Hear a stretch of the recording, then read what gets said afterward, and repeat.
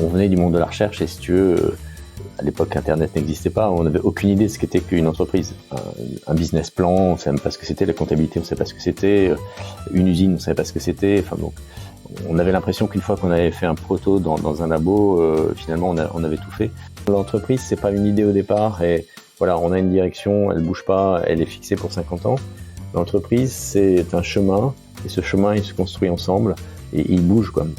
Nous on est parti sur les objets connectés, on a bougé vers la santé et là aujourd'hui on construit les couches au-dessus qui sont comment on fabrique à partir de ça des nouveaux biomarqueurs qui deviennent en fait plus puissants que les appareils qui sont utilisés dans les hôpitaux parce que on a un grand nombre de données et en ayant un grand nombre de données on voit des choses qui ne sont pas visibles si on prend une photo une fois tous les 6 mois, une fois tous les 2 ans.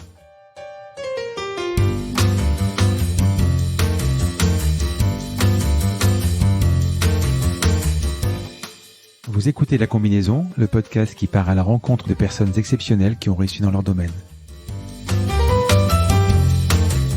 Sommes-nous tous égaux face à la réussite ? Quel est le making-of, la combinaison d'éléments, de rencontres, de succès ou peut-être d'échecs qui ont porté des personnes ordinaires à devenir des entrepreneurs d'exception, des sportifs de haut niveau, des écrivains de renom ou des artistes qui rencontrent le succès ?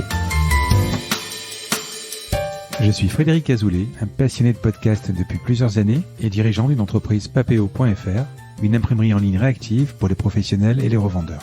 D'ailleurs, si vous écoutez cet épisode jusqu'à la fin, je vous offre un code promo pour commander sur notre site. Ces parcours de vie me passionnent, me fascinent et je me suis toujours demandé ce qui faisait la réussite d'une personne.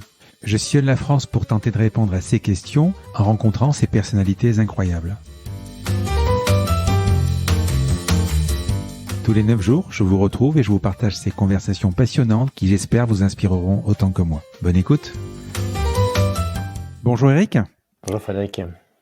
Alors, je suis ravi qu'on se rencontre. Tu es le fondateur de Zoov, d'Invoxia, de Sculteo que tu as revendu à BASF il n'y a pas très longtemps, et évidemment de WeThings, les objets connectés spécialisés dans la santé. On parlera d'une balance connectée, de montres, de capteurs de sommeil et bientôt le body scan. On va développer tout ça, mais avant tout, je voudrais qu'on zoome sur toi, sur ton parcours d'entrepreneur. Est-ce que tu pourrais me dire quelques mots sur toi ? Question difficile. Déjà, peut-être d'où je viens, c'est important. Je suis fils d'agriculteur picard qui a horreur de la terre et de l'élevage. Et très vite, j'ai voulu quitter ce monde qui n'était pas fait pour moi. Alors j'ai eu la chance d'avoir des parents qui moi un papa qui avait vécu un peu la même situation, qui avait été entre guillemets obligé d'être agriculteur et qui n'aimait pas ça, et donc ça a aidé à le convaincre de pousser ses enfants à faire des études. Enfin, il était d'emblée convaincu. Donc je n'ai rien eu à faire. Et puis peut-être aussi dans cette vie de fils d'agriculteur, donc où un fils d'agriculteur passe ses vacances à travailler avec ses parents. J'ai retenu deux choses qui m'ont marqué. Bon, un, c'est le travail ensemble et le travail, tout simplement, apprendre à travailler. Et puis la deuxième chose, c'est j'avais une passion pour les machines agricoles et je pense que ça a influé aussi, influencé mes études futures dans le monde de l'ingénieur. Tu déclares dans le point d'ailleurs, c'était cela, l'ingénieur, c'était cela ou arracher des patates. Oui, arracher des patates pour moi c'était vraiment une chose triste. J'aimais pas du tout ça. Et peut-être ce qui était le plus difficile pour moi, c'était de biner les betteraves pendant les vacances de Pâques. À l'époque, on n'avait pas les traitements qu'on a aujourd'hui, et donc il y avait beaucoup de mauvaises herbes qui poussaient au milieu des betteraves, et donc il y avait des gens qui passaient dans les champs de betteraves, et donc j'en faisais partie, et voir ces champs de betteraves sur lesquels on passait une journée, on avait l'impression d'avoir fait un tout petit bout à la fin de la journée, et on s'était baissé des milliers de fois pour passer la binette. Ça me démoralisait complètement. C'est un métier. Alors moi, je suis Marseillais, toi tu es Parisien. Enfin, tu vis à Paris là. Je connais pas bien en fait. Malheureusement, on voit les galères qu'ont les agriculteurs. C'est un métier qui est physique. C'est dans le froid souvent. C'est des problèmes de dos aussi parce que tu es souvent baissé, etc. Alors maintenant, c'est peut-être un peu différent parce qu'il y a des machines. Ouais. Mais c'était plutôt une famille, une enfance, une famille. C'était galère ou c'était prospère? Alors mes parents ont toujours vécu dans une situation financière difficile, c'est-à-dire que Comme beaucoup d'ailleurs. comme beaucoup, ils n'avaient pas assez de terres pour que ça se passe bien. Ils ont été influencés un certain nombre de fois par des conseillers agricoles, comme ça se faisait à l'époque, qui poussaient un peu tout le monde dans une direction ou dans une autre, et donc qui finalement contribuaient un peu à faire en sorte que ça ne fonctionnait pas, puisque tout le monde allait dans la même direction au même moment. Malgré des efforts, malgré des investissements, malgré des emprunts, etc. Donc oui, c'était financièrement assez galère. Je pense que ça a pas mal marqué mon enfance. Cette situation un peu difficile économiquement, le fait que mes deux parents devaient travailler à la ferme, s'occuper de donner à manger aux cochons, etc. Le fait que voilà, le dimanche il fallait aussi s'occuper d'élevage, enfin bon, comme tout métier d'agriculteur. Donc c'est des métiers de passionnés. Mes parents ne l'étaient pas, je pense. Moi encore moins. Voilà. Donc voilà. Petit, tu voulais faire quoi? Apparemment, surtout pas ça déjà. Assez vite, oui, j'ai compris que c'est pas ça que je voulais faire. En fait, pendant assez longtemps, je me posais pas la question, je pense, jusqu'à 12-13 ans. Assez vite, j'étais passionné par les appareils, par les boutons. Je me souviens, bon, il y avait deux choses qui me passionnaient beaucoup. C'était la moissonneuse-batteuse. Donc, quand on devait préparer la moissonneuse-batteuse au moment des moissons, ça pour moi c'était une vraie joie. La moisson quelque part est le moment de l'agriculteur qui est le plus excitant, puisque quelque part il y a un côté fascinant à les récolter. Donc ça c'était de très bons moments en famille, avec des journées énormes. On se couche très tard, vers 1h du matin, on se lève très tôt. Et puis ce besoin d'organiser de préparer la moissonneuse-batteuse, ça c'était intéressant. Et puis une autre chose, c'était les catalogues La Redoute et Trois Suisses qui étaient stockés dans les toilettes et dans lesquels je regardais beaucoup tous les appareils audio avec plein de boutons, et je rêvais d'avoir une espèce de chaîne avec plein de boutons partout. Et ce qui est curieux, c'est qu'aujourd'hui j'essaye de faire des produits avec le moins de boutons possible. Mais voilà. On a une petite différence d'âge, pas trop d'ailleurs. Mais moi, je me souviens à l'époque, j'étais passionné électronique. On achetait, je sais pas si ça se faisait, on achetait les revues déjà. Je pense qu'il y avait Électronique Pratique. On achetait les kits aussi. Ça se vendait à l'époque. On achetait, on pouvait faire une alarme, un truc comme ça. T'as commencé comme ça aussi? Les postes à galène ou je sais pas quoi. Ouais. Alors moi, j'ai commencé avec à l'époque, il y avait des commerçants qui passaient de village en village pour essayer de vendre des espèces d'encyclopédies. Ah Je oui. crois que c'était une encyclopédie qui s'appelait Hachette, mais je suis pas complètement sûr. Et qu'on regardait pas beaucoup, mais bon, mes parents s'étaient fait convaincre que c'était important pour leurs enfants. Et dedans, je me souviens qu'il y avait comment construire un poste à galène. Et justement, le premier objet que j'ai essayé de construire, c'est un poste à galène, un peu fasciné par le fait que on puisse écouter une station radio sans pile, sans rien. Avec quoi, c'était quoi, une pomme de terre, non? Non, c'était pas avec une pomme de terre, c'était avec une antenne, et puis j'avais acheté une vraie diode. Ouais. Et j'étais allé justement pour cette occasion pour la première fois dans un magasin d'électronique, ce qui était pour moi une vraie découverte. Alors je voyais qu'il y avait des kits, mais j'avais pas assez d'argent de poche à l'époque pour pouvoir en acheter. Donc c'est vraiment ma première expérience, ça a été le poste à galène, et je pense qu'effectivement ça a contribué un peu à ma passion d'ingénieur. Je me souviens m'être fait engueuler d'ailleurs parce que j'avais renversé le pot de colle sur l'encyclopédie, et donc pendant des années, à chaque fois qu'on attrapait cette encyclopédie, on voyait qu'il y avait un endroit qui était complètement collé, qui était l'un des rares qu'on avait ouvert. Voilà. Quelles études? Alors j'ai eu la chance de pouvoir aller au collège et au lycée à Amiens, qui est la ville d'à côté, donc où j'étais pensionnaire. Donc j'étais pensionnaire très tôt. Et puis après, je suis allé en prépa et je suis rentré dans une école d'ingénieur qui s'appelle l'École supérieure de physique chimie industrielle de la ville de Paris. Voilà, c'était, je pense que c'était une école bien adaptée pour moi. La seule chose difficile, c'était qu'il y avait de la chimie et que j'aimais pas la chimie. Mais au final, j'étais très heureux de faire cette école. Et puis j'ai continué, j'ai fait des rencontres là qui m'ont un peu marqué dans une période qui était un peu spéciale parce que papa avait eu un accident de tracteur, et donc il fallait un peu soutenir la ferme à un moment où j'avais envie justement de les quitter. Et là, j'ai rencontré Jacques Leviner, qui était professeur dans cette école d'électromagnétisme et qui faisait un cours qui me passionnait. Déjà, il le faisait d'une façon un peu différente, et je pense aussi que la matière y était pour quelque chose. Et donc après, je suis rentré dans son laboratoire un peu assez naturellement. J'ai fait une thèse dans son laboratoire. J'ai fait de la recherche dans son laboratoire. Et puis voilà, c'est un petit peu ce qui m'a amené petit à petit au métier d'entrepreneur. Comment arriver aux télécoms ? Pas mal de chefs d'entreprise sont passés par les télécoms pour arriver à monter les trucs. On pourrait parler, par exemple, même des deux Steve Wozniak et Jobs, par exemple, qui ont commencé à bidouiller des trucs pour téléphoner, etc. Pourquoi ce kick-off de ce départ ? Alors, je pense qu'il y a deux aspects. Il y a l'aspect pourquoi les télécoms, c'est essentiellement parce que je travaillais dans l'électromagnétisme et dans les nouvelles modulations qui permettaient de transporter de l'information de façon numérique. C'est très vieux, tout ça, donc on a l'impression que ça a toujours existé, mais en fait c'est assez récent. Cette capacité de moduler avec des modulations de plus en plus efficaces l'information.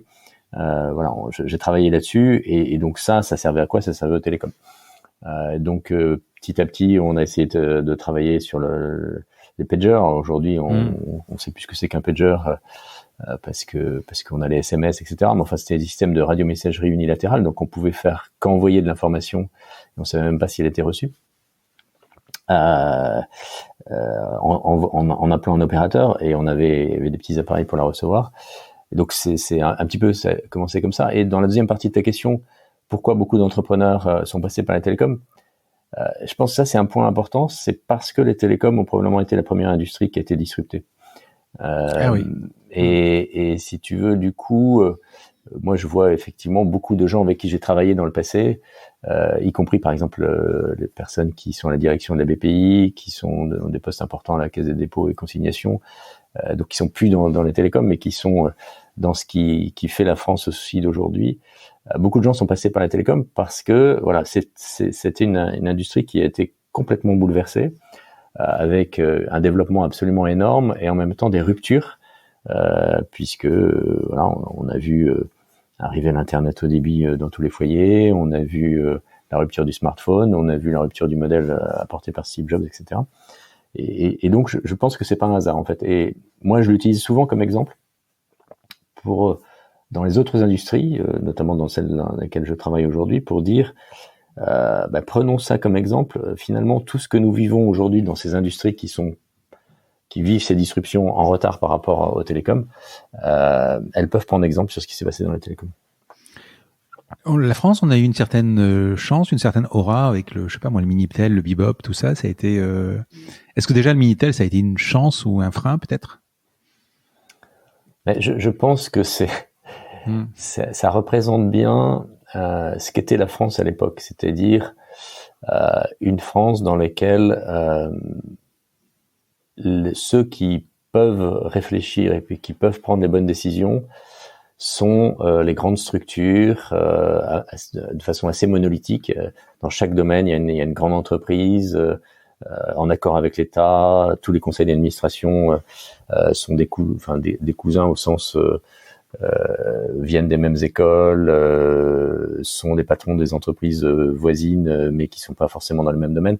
Donc un milieu très fermé et qui finalement, à mon avis, a occulté un peu cette période de la France en termes de développement.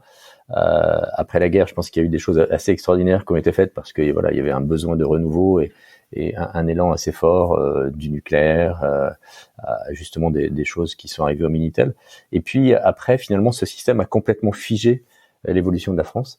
Et il a fallu attendre très récemment, finalement, pour que tout ça soit bouleversé. Mais c'est très récent. Allez, on arrive à Inventel, un des premiers à fabriquer les pagers. Alors les pagers, on va le rappeler pour ceux qui sont jeunes. C'est ce qu'on voit dans les séries télé où tu as le médecin qui est appelé pour voilà. J'ai lu également donc premier à fabriquer les pagers. Par contre, rattrapé plus doublé par NEC par exemple. Vous êtes arrivé sur ce marché et comme innovateur et derrière encore une fois, pour l'époque, tu viens de parler de l'époque, pour l'époque, on a eu l'impression que vous n'êtes pas allé plus loin et derrière, la machine japonaise a commencé à tout écraser, quoi. Alors, je le dirais pas tout à fait comme ça. Je vais dire deux choses par rapport à ça. Une première, c'est que avec Jacques Leviner, donc avec qui on a créé cette entreprise au départ, on venait du monde de la recherche et si tu veux, à l'époque Internet n'existait pas, on n'avait aucune idée de ce qu'était qu'une entreprise. Enfin, un business plan, on savait même pas ce que c'était, la comptabilité, on savait pas ce que c'était, une usine, on savait pas ce que c'était. Enfin donc, on avait l'impression qu'une fois qu'on avait fait un proto dans un labo, finalement on avait tout fait. Et en fait, on a mis du temps on a galéré. On a eu la chance d'avoir un premier client qui finalement avait absolument besoin de nous, était assez patient pour survivre, parce que sinon on aurait dû s'éteindre assez rapidement. C'était qui ? C'était TDR à l'époque, qui était une filiale de ce qui est SFR aujourd'hui, mais qui n'existe plus, bien sûr, puisque la radiomessagerie a expiré. Et la deuxième chose que je dirais aussi, c'est que cette histoire avec NEC, effectivement, c'est un truc qui m'a marqué. Il y avait une société japonaise donc qui avait mis un produit au point pour cette nouvelle norme de radiomessagerie qui était européenne. Et puis nous, on était les deux seuls. Et en fait, NEC était considéré comme sérieux parce que c'était une grande entreprise. C'est-à-dire qu'à l'époque, une petite entreprise qui sortait de nulle part, on ne pouvait pas la considérer comme sérieuse. Et un peu dans le même ordre d'idée, je me souviens de difficultés d'agrément ou de qualification, ça s'appelait des agréments à l'époque, de qualification technique auprès de l'organisme qui était unique et qui était public à l'époque. C'est-à-dire ce qu'on appelle aujourd'hui les organismes notifiés pour passer des agréments, etc. C'était à l'époque directement un département du ministère des Postes et Télécommunications. Et en fait, la façon de donner les agréments était plus politique que technique. Et je me souviens d'un déjeuner avec dans un beau restaurant d'un château dans les pays de près d'Angers, parce que c'est là-bas qu'on avait choisi une usine pour fabriquer notre produit, avec le directeur de l'usine. Déjeuner très sympa, et à la fin, la dame qui dirigeait ce service qui nous dit, de toute façon, ne comptez pas qu'on vous donnera l'agrément, il sera pour Sagem, c'est décidé, point barre, c'est pas la peine d'essayer. Donc voilà, tout ça pour donner un peu un exemple de ce qu'était le monde à cette époque-là. Et donc il y avait bien sûr notre innocence et notre incapacité à connaître beaucoup de choses, et puis de l'autre côté aussi ce monde qui était organisé de façon très politique et pas tellement économique. Alors Inventel, raconte-moi un peu l'aventure et puis comment ça s'est terminé. Alors Inventel, ça a été donc plusieurs aventures, donc cette radiomessagerie qui se développe très bien, et puis un jour en 3 mois tout s'arrête. Et ça, pour moi, c'était une expérience assez forte d'entrepreneur, parce que on essayait, on était en train de préparer de nouveaux pagers avec plus de lignes d'affichage, avec plus de fonctions, etc. On était passionné par ça, et du coup, on ne regardait pas le monde extérieur. Et un jour, le SMS est arrivé, et en 3 mois, toutes nos commandes se sont arrêtées. En 3 mois. On avait des commandes de Suisse, de pays du Moyen-Orient, de différents pays d'Europe, des Pays-Bas, de France, bien sûr. Et tout s'est arrêté en 3 mois, un peu comme si on n'avait pas vu qu'il y avait des choses qui étaient en train de se créer parce qu'on avait trop la tête dans le guidon. Donc c'est une expérience très dure. On a failli, bien sûr, faire faillite. Et puis on s'est dit, vu notre connaissance, on va faire maintenant la téléphonie sans fil. C'était un peu le début de la téléphonie sans fil domestique, les téléphones qu'on a à la maison à la norme DECT. On a travaillé là-dessus. Et là, j'ai aussi appris à la dure ce qu'était la grande distribution. Après beaucoup de difficultés, on avait réussi à fabriquer un batch de 10 000 produits qu'on devait livrer à un des grandes chaînes françaises. Et on est arrivé une demi-heure, le camion de livraison est arrivé une demi-heure en retard, en fait, à refuser la marchandise. Et là, je me suis effondré, je me dis, mais comment, après qu'on ait travaillé autant pour faire ces produits, ils peuvent nous refuser la marchandise parce qu'elle est arrivée une demi-heure en retard sur le créneau qui était proposé.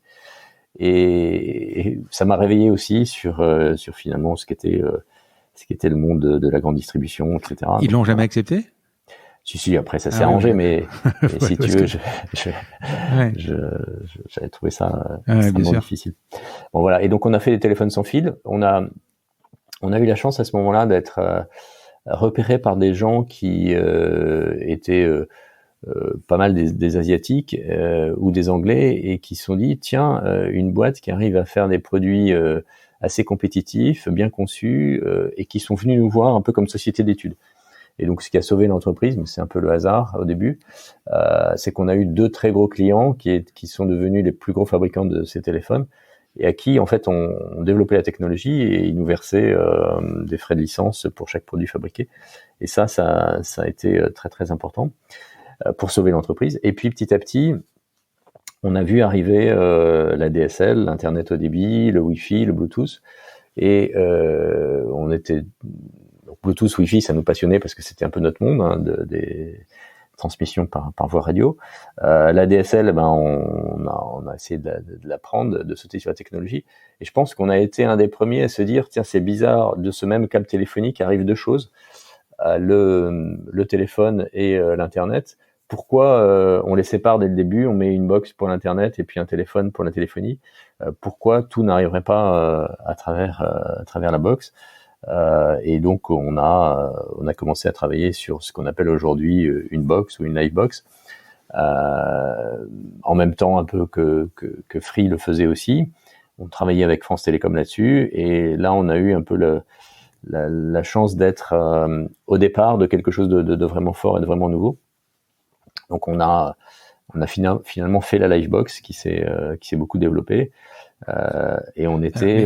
C'était une commande d'Orange ou enfin de France c'était une commande d'Orange. Enfin, Livebox n'a pas été notre premier produit de ce genre. On a itéré plusieurs fois. Et finalement, il y a eu l'appel d'offres d'Orange et on a été retenu parce que il y avait des évolutions, notamment passer par Linux, utiliser des chips plus puissants, etc. On était un peu les premiers à saisir ces tendances. Et on a été retenu sur un marché sur lequel on a eu finalement un peu de difficulté à répondre de façon industrielle à la demande. Mais voilà, ça a été un gros succès pour l'entreprise et qui a été un peu son fait d'armes, qui fait que finalement elle est devenue si importante dans le cas de France Télécom que le leader du marché à l'époque, qui était Thomson, et dans lesquels, encore une fois, on avait ces conseils d'administration qui étaient les mêmes personnes d'un côté et de l'autre, hein.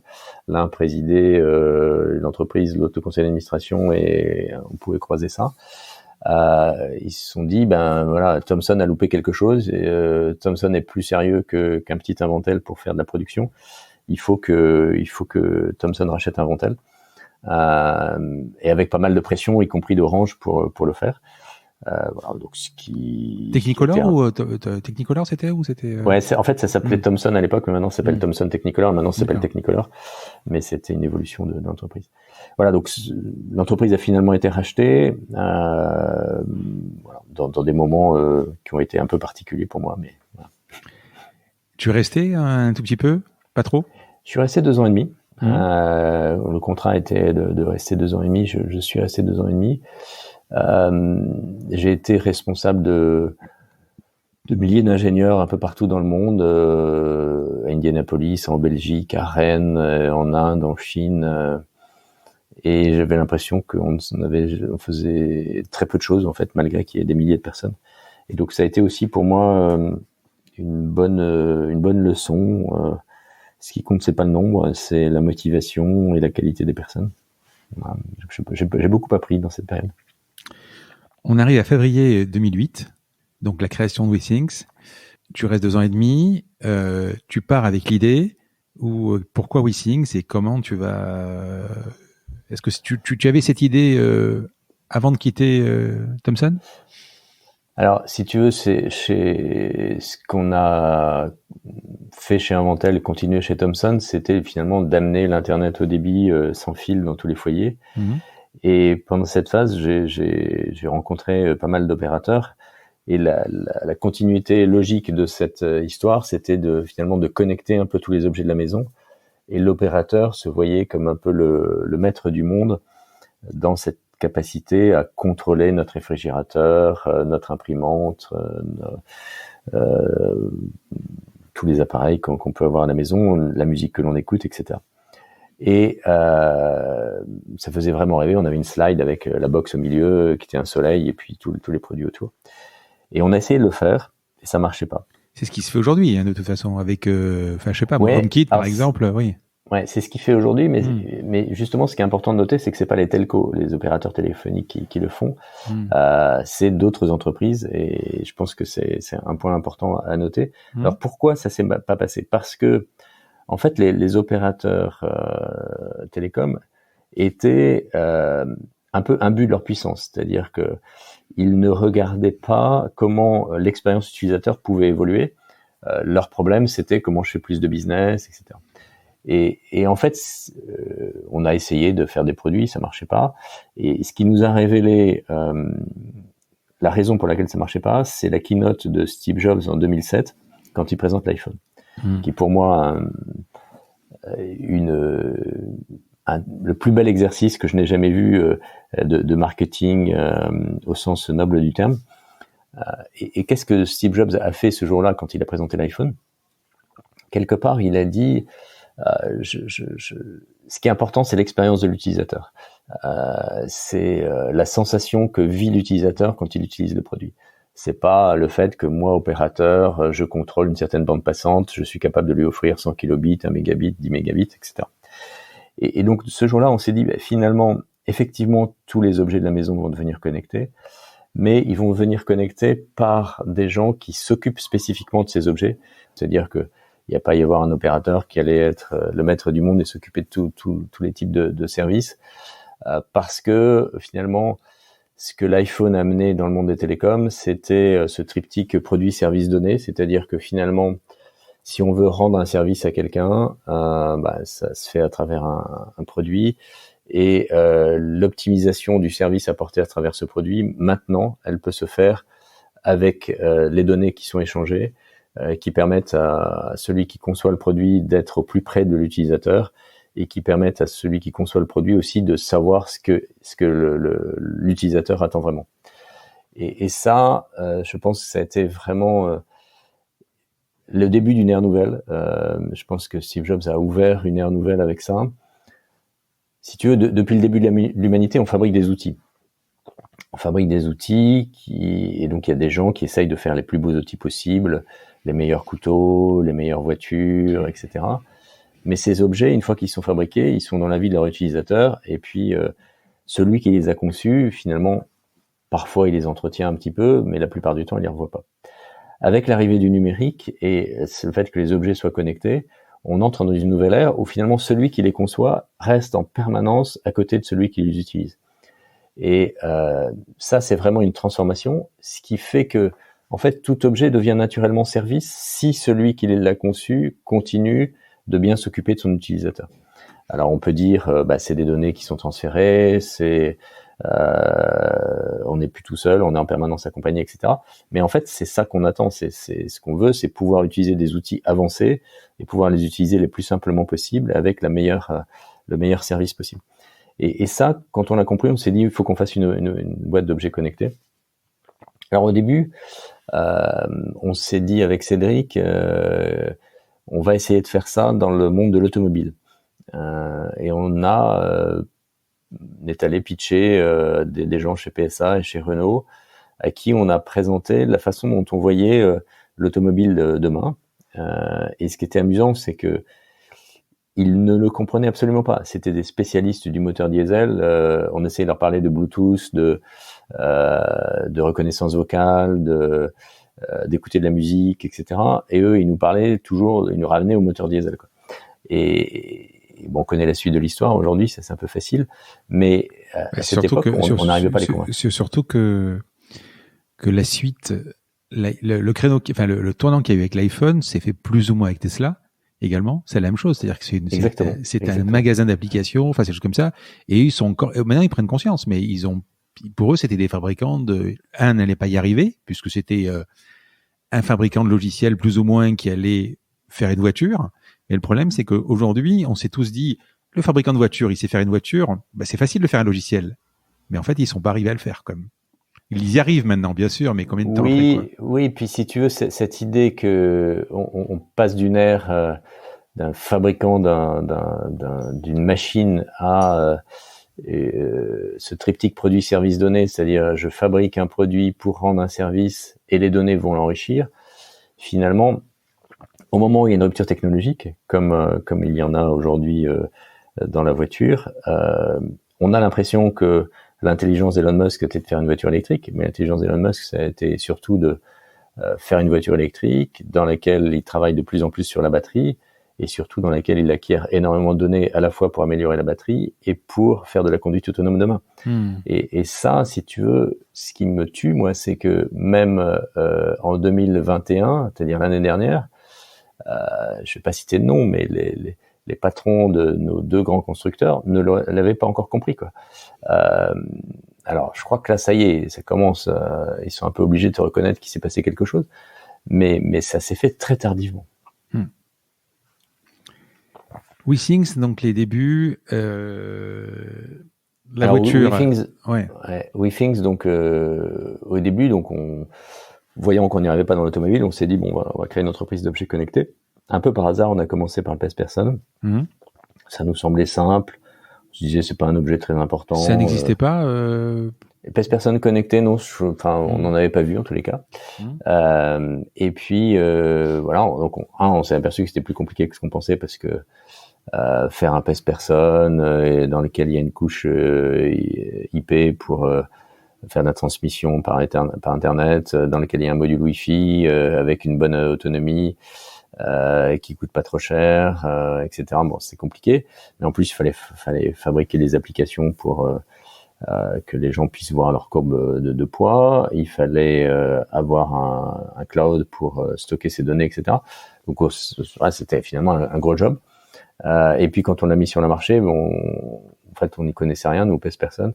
On s'est complètement trompé de cible. Enfin bon, on a fait pas mal d'erreurs, mais on a réussi à survivre. Si on reprend donc à peu près 2008, création de WeThings, le pèse-personne a dû rentrer à peu près cette période-là, à peu près 2008-2009. Pèse-personne, donc on l'a mis sur le marché en 2009, je crois. Oui. Voilà. L'iPhone, tu disais tout à l'heure, iPhone 2007 est sorti, pas d'App Store. 2008, il y a un App Store. Donc c'est là que vous avez des SDK, etc. pour pouvoir commencer à sortir des apps. Donc tout de suite, vous êtes obligé de vous former à iOS et tout ça pour pouvoir commencer, sachant que tu es ingénieur, tu as fait, là on parle de pèse-personne, on parle de mécanique, on parle de logiciel, mais pas vraiment, on parle d'application.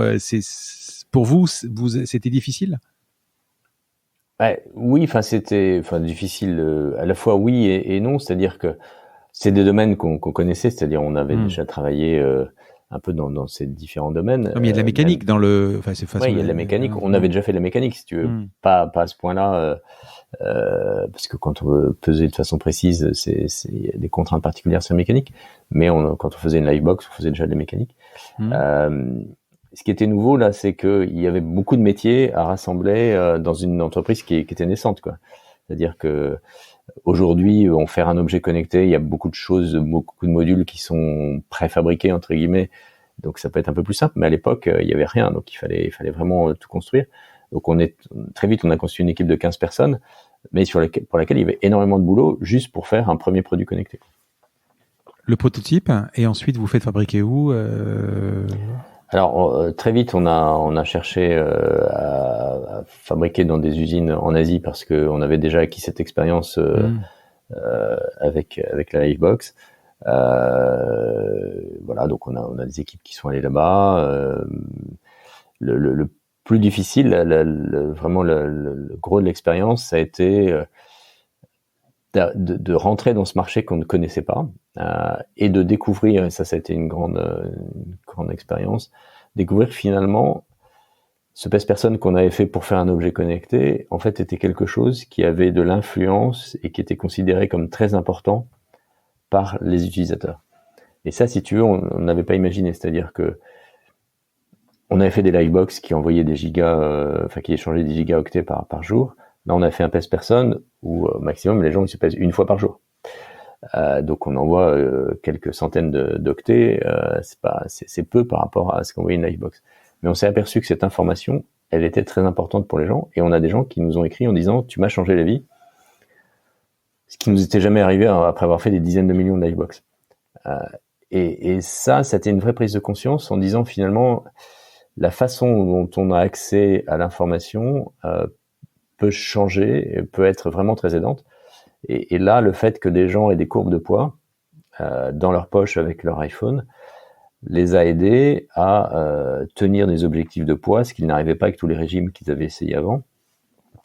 Et donc petit à petit, on est rentré dans cet univers qui nous était complètement étranger, de la santé. Et ce sont nos utilisateurs qui nous ont dit, mais pourquoi vous ne feriez pas un tensiomètre connecté alors que on savait à peine ce que c'était qu'un tensiomètre, quoi. Voilà. Et donc voilà, ça c'était une expérience aussi très très riche du chemin de l'entreprise. Et quelque chose que j'explique souvent aux nouveaux qui arrivent, c'est de dire finalement l'entreprise c'est pas une idée au départ et voilà, on a une direction, elle bouge pas, elle est fixée pour 50 ans. L'entreprise c'est un chemin et ce chemin il se construit ensemble et il bouge, quoi. Nous on est parti sur les objets connectés, on a bougé vers la santé qui était un peu santé bien-être, voilà. Et là aujourd'hui on construit les couches au-dessus qui sont on a les plus grosses bases de données au monde sur beaucoup de données cliniques maintenant. Comment on fabrique à partir de ça des nouveaux biomarqueurs pour mieux détecter ce qui bouge dans la santé de nos utilisateurs, biomarqueurs qui deviennent en fait plus puissants que les appareils qui sont utilisés dans les hôpitaux parce que on a un grand nombre de données. Et en ayant un grand nombre de données, on voit des choses qui ne sont pas visibles si on prend une photo une fois tous les 6 mois, une fois tous les 2 ans. Ce que je dis souvent, c'est que la santé telle qu'elle était conçue jusqu'ici, et qui est absolument extraordinaire, hein. Aller dans un hôpital, c'est quelque chose d'extraordinaire d'un point de vue de ce que l'humanité a été capable de créer pour prendre soin des autres, en termes techniques, en termes d'accompagnement, en termes d'organisation.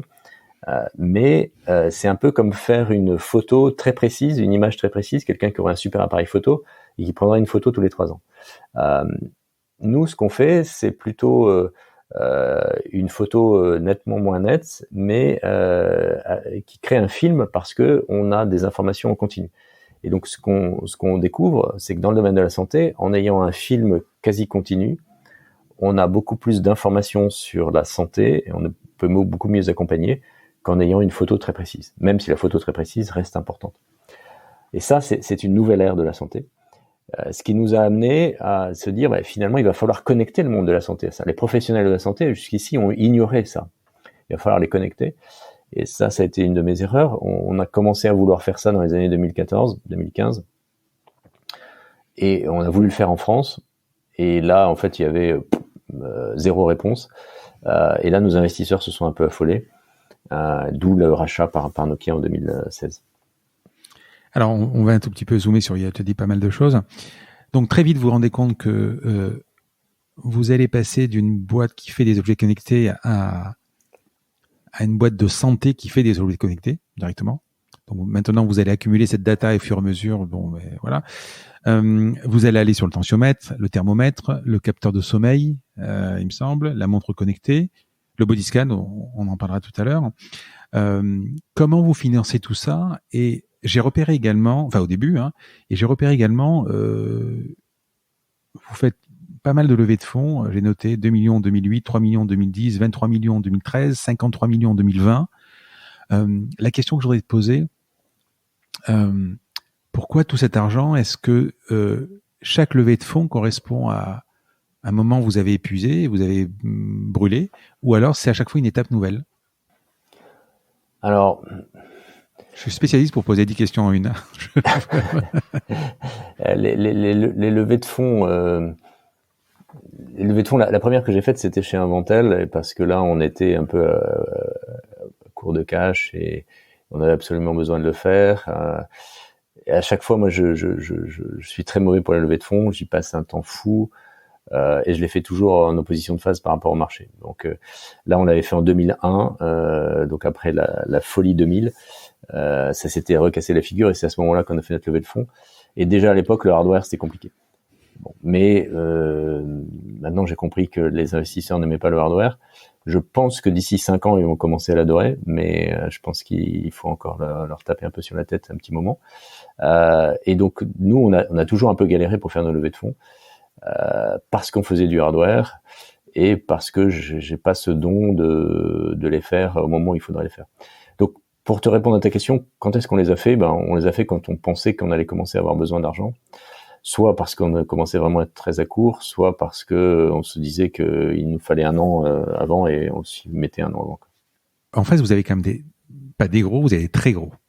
Vous avez, on peut parler des Samsung, évidemment des Apple, des Google, Fitbit, etc. Le langage smart des startups, c'est de dire la concurrence, ça signifie qu'il y a un marché où ça stimule, etc. Quand tu vois ces énormes boîtes en face, est-ce que ça te fait peur? Si tu regardes, qu'est-ce que tu te dis?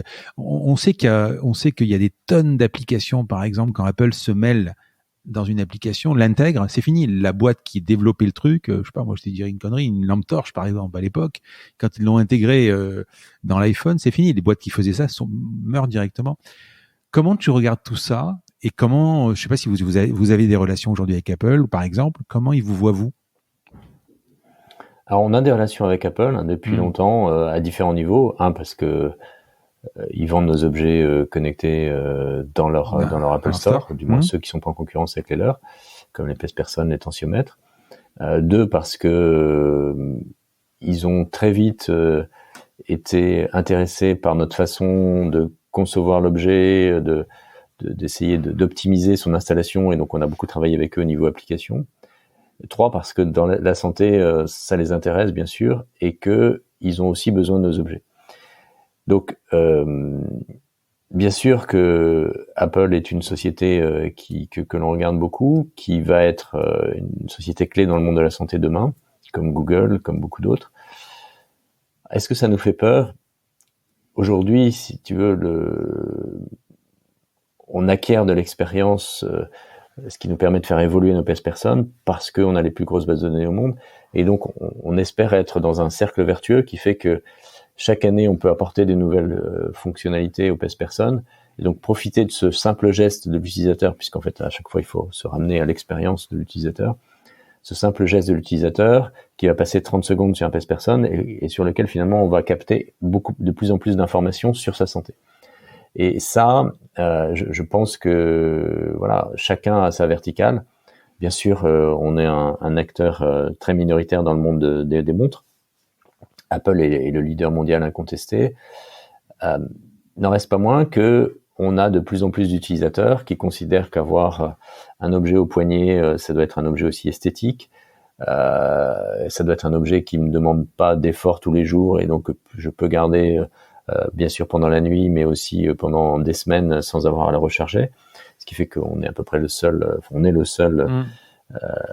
fournisseur aujourd'hui capable de proposer des montres qui font du rythme cardiaque, qui font de l'ECG, etc., avec un mois d'autonomie. Voilà. Donc ça, on voit que on a notre place.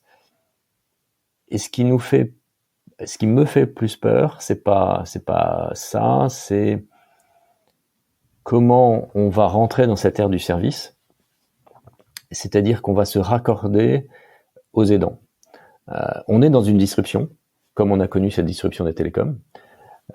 Et finalement, tu vois bien qu'Apple, dans le monde des télécoms, s'est transformé en société de service. Aujourd'hui, tu achètes des applications sur son App Store, tu loues des services de cloud, de musique, etc. À travers lui.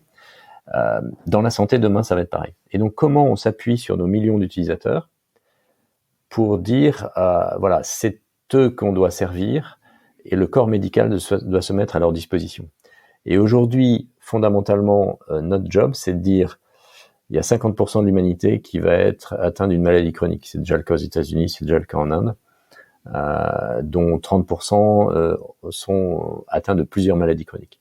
Ça représente 85% des coûts de santé. Et aujourd'hui, ces gens-là, ils sont abandonnés à eux-mêmes. C'est-à-dire que ils voient leur médecin une fois tous les 6 mois, qui ajuste leur niveau de médicaments, qui renouvelle leur ordonnance, qui leur donne 2-3 conseils, mais après c'est tout. Et on sait bien que quand on est tout seul dans notre vie quotidienne, c'est pas comme quand on est à l'hôpital. À l'hôpital, il y a une infirmière qui nous dit assieds-toi là, donne-moi ton bras pour prendre l'attention, on s'exécute. Chez soi, on a plein de choses à faire, et puis on est fainéant par nature, et donc on ne le fait pas. Et donc forcément, l'accompagnement intelligent d'un malade chronique chez lui, ça va nécessiter des mesures pour rester en contact avec lui sans lui demander d'efforts et donc savoir ce qui se passe dans sa vie, de la motivation pour s'assurer que on l'accompagne pour faire de l'exercice, mieux dormir, mieux manger, et puis de temps en temps l'accès à un médecin parce que il y a un point de rupture, il y a quelque chose d'important, il y a une question, et tout ça associé à de la formation. Donc on entre dans une nouvelle ère.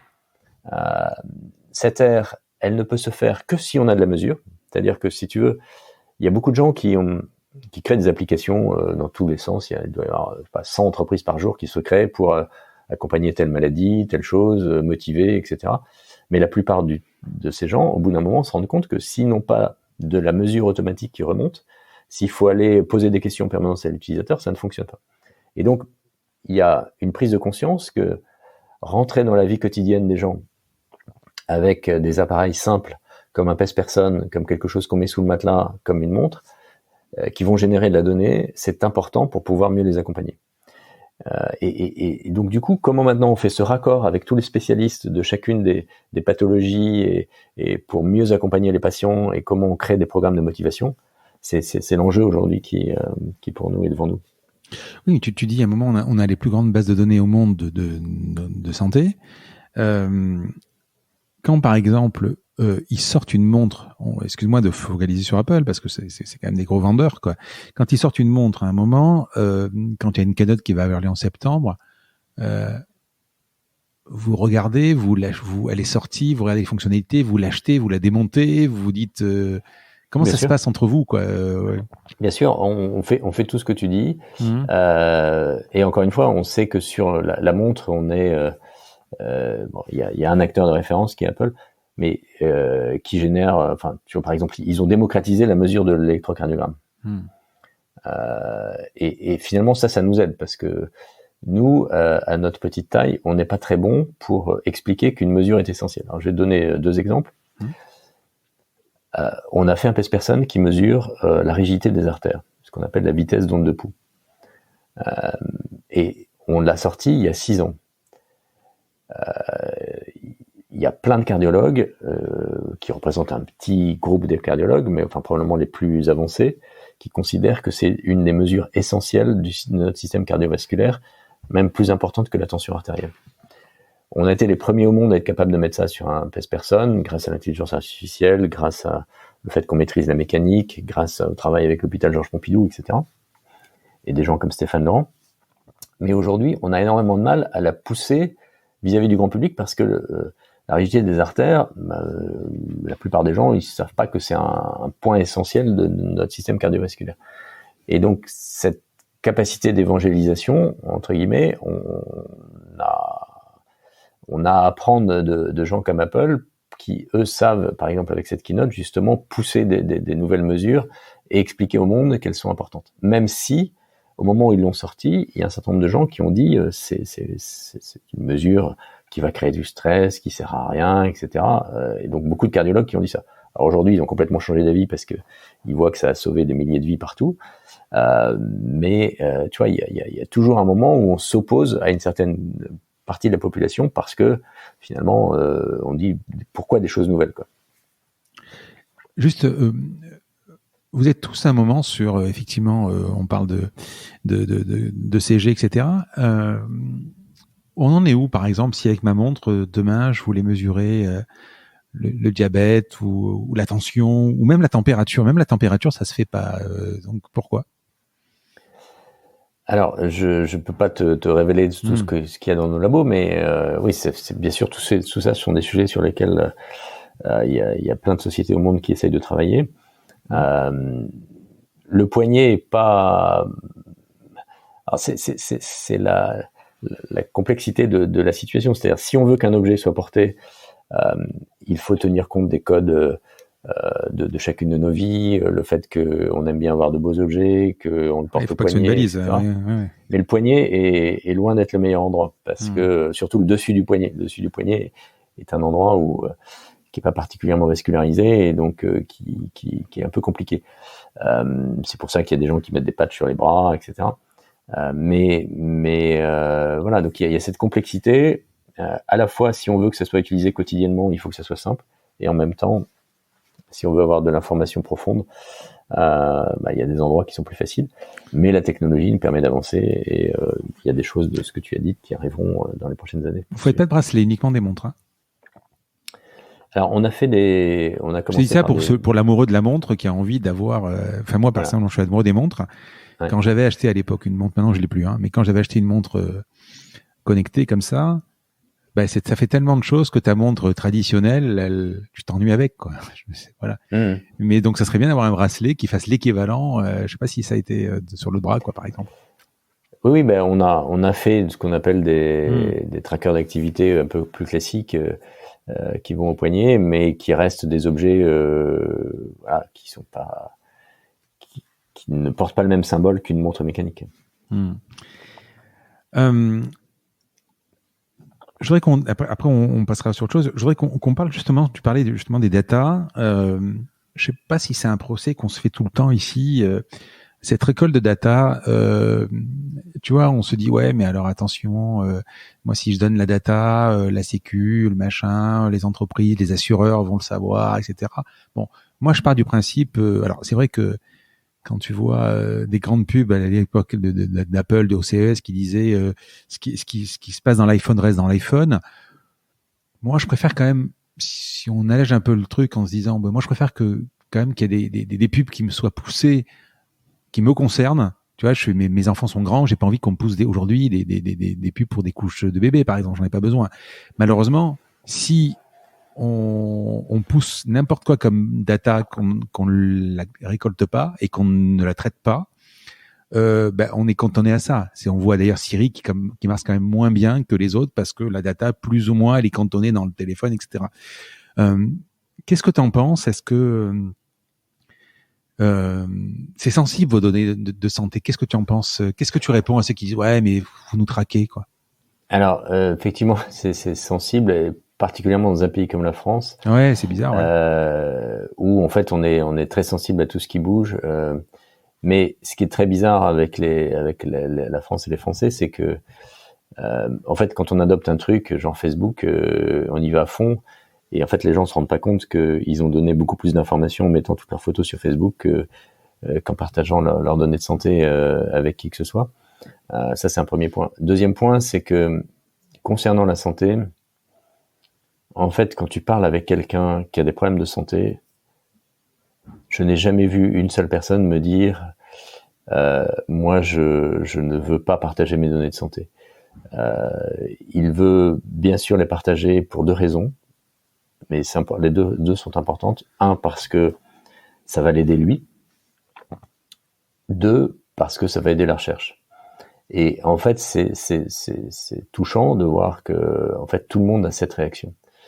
Alors après, ça veut pas dire qu'on fait n'importe quoi avec les données de santé. Enfin, il faut rassurer les gens, dire de toute façon, les données de santé, elles suivent des règles qui sont très strictes. On a des normes en Europe, on a des normes aux États-Unis. Quand elles sont partagées pour de la recherche, elles sont anonymisées. Il y a même des systèmes pour vérifier qu'on ne pourrait pas retrouver le nom, même avec une donnée anonymisée, parce qu'il y en aurait que trop peu, et donc on pourrait à la limite savoir que s'il y a une seule personne dans un village qui est atteinte de cette maladie, revenir à elle. Donc il y a des systèmes maintenant pour vérifier qu'on ne peut pas désanonymiser les données. Donc il y a un travail très sérieux qui est fait là-dessus. Je crois que de plus en plus les gens ont confiance là-dedans, et de toute façon c'est un petit peu comme encore une fois la révolution qu'il y a eu dans les télécoms. Le service qui va être amené dans la santé va être tellement amélioré par ça que moi je suis pas inquiet sur le fait que tout le monde va l'adopter. Par contre, il faut effectivement expliquer qu'il y a beaucoup de précautions qui sont prises. Et puis, ne pas se laisser embarquer par les espèces de créateurs de peur qui font leur business de la peur, quoi. On le voit, on l'a vu récemment sur des boîtes qui font par exemple de l'IA sur le cancer du sein, par exemple. Ils arrivent aujourd'hui à détecter les cancers du sein sur une simple radio que le radiologue n'arriverait pas à voir, même expérimenté, parce qu'il y a la data derrière. S'il n'y a pas de data, il a moins d'expérience que le radiologue encore. Bien sûr, et nous, si tu veux, je vais donner un autre exemple, notre sleep sensor là que l'on met sous le matelas. Au début, il mesurait les cycles du sommeil, la respiration et le cœur. Aujourd'hui, on a qualifié médicalement en Europe la détection de l'apnée. Et en fait, on a un laboratoire australien qui a fait une étude avec nos produits et qui considère qu'on est bien meilleur pour détecter l'apnée que l'appareil officiel qui est un polygraphe ou polysomnographe, pour 2 raisons. La première, c'est que le polygraphe, polysomnographe, c'est un truc où on passe une nuit avec plein de capteurs partout, et donc c'est une nuit qui est assez perturbée, donc on ne dort pas très bien, donc elle n'est pas très représentative de notre nuit normale. La deuxième, c'est que en ayant un produit qui est aussi peu invasif qu'on met sous le matelas, on peut avoir des mesures sur plein de nuits. Et en fait, ce qu'on découvre, c'est que il y a plus de capacité de détection quand on mesure sur un temps long que quand on mesure sur une nuit. Et de toute façon, on va pas en faire 2 parce que c'est tellement horrible qu'on n'en fait pas 2 avec les appareils officiels. Et en fait, il y en a une troisième qu'on essaye d'expliquer, qui est de dire que en ayant une mesure quasi continue de nos cycles d'apnée, on voit l'évolution. Et en voyant, ce qui est important souvent on considère que en santé, ce qui est important, c'est de faire un diagnostic, c'est de dire c'est blanc ou c'est noir. En fait, dans nos vies, le plus important, c'est le davantage, c'est-à-dire c'est qu'est-ce que je peux faire pour aller dans la bonne direction. Si, de toute façon, je peux rien faire, le fait de savoir que je suis atteint de quelque chose sur lequel il n'y a rien à faire, ça va pas beaucoup m'aider. Si on m'informe à un moment donné où je peux avoir une action sur ma vie parce que je vais faire attention à ne pas prendre plus de poids ou je vais faire plus d'activité physique, etc. À ce moment-là, on devient aidant. Et donc cette mesure de l'évolution, elle est la plus importante pour nous aider. Et ça, en fait, c'est grâce aux data. Pour en venir à ta question, c'est grâce au fait que on a pu apprendre parce que on a des centaines de milliers de nuits de nuits de sommeil. On a fait des études cliniques pour comparer nos données aux appareils officiels. Et aujourd'hui, notre limite, c'est d'expliquer aux médecins qu'en fait, on est mieux que les appareils officiels. Et les médecins, si tu veux, c'est très compliqué pour eux parce que ils sont quand même dans des couloirs très rigides. Et là, on est en train de leur dire, fais sauter tout ce que tu as appris. Il y a aujourd'hui un nouveau monde qui est en train de se créer grâce aux data et grâce à cette capacité de détection. Et en fait, c'est là aujourd'hui dans lequel on est, c'est comment on casse ce mur des couloirs dans lesquels la médecine a été mise pour comprendre que on a des capacités de détection qui sont bien meilleures. Et l'apnée est un magnifique exemple. Et moi, aujourd'hui, je suis appelé par des psychologues. Ça m'a vraiment étonné parce que c'est pas arrivé qu'une seule fois. Qui me disent je vous appelle parce que moi maintenant, quand je vois arriver un patient dépressif, je lui conseille d'acheter votre produit pour vérifier qu'il fait pas d'apnée. Parce qu'il y a beaucoup de gens qui deviennent dépressifs juste parce qu'ils dorment super mal. Et au bout d'un moment, quand tu as un niveau de fatigue élevé, ça crée un état dépressif. Et ça, en fait, tu vois, cette transition, cette capacité d'apprentissage, c'est là-dedans qu'on est. Elle donne toute sa noblesse aux données, au partage des données, à l'intelligence artificielle ou deep learning qu'on est capable de créer au-dessus. Mais le corps médical, dans son ensemble, a encore énormément de mal à considérer qu'il y a une rupture. Pas de remboursement prévu par les mutuelles ou la Sécu pour le moment ? Écoute, ça serait bien. Si je te disais que mon prochain rendez-vous dans mon agenda, c'est avec un directeur de mutuelle. Ouais. Bon, on verra. donc ça se travaille. En France, il n'y a aucun produit qui est remboursé comme ça de santé ? Non. D'accord. La santé de demain, le rêve, c'était Theranos. Alors, on va rappeler ce que c'est. Elisabeth Holmes, c'était son procès il n'y a pas très longtemps. Avec une goutte de sang, je crois, elle promettait de diagnostiquer tout un tas de maladies. Bon, là, il fallait quand même faire un petit prélèvement.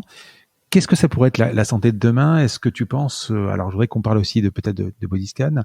Qu'est-ce qu'on va pouvoir faire à l'horizon de 10 ans, par exemple, avec un objet ? Et la data, forcément. Mais moi, ce que je pense, c'est qu'on va avoir de plus en plus de ce qu'on appelle des biomarqueurs. Des biomarqueurs, ce sont des marqueurs spécifiques d'évolution de certaines parties de notre corps ou de certaines maladies qui affectent notre corps. Et donc, être en mesure de faire de plus en plus de prévention et d'accompagnement. Et ça, dans la vie quotidienne. C'est-à-dire que le but, c'est de donner un maximum d'années en bonne santé à chacun.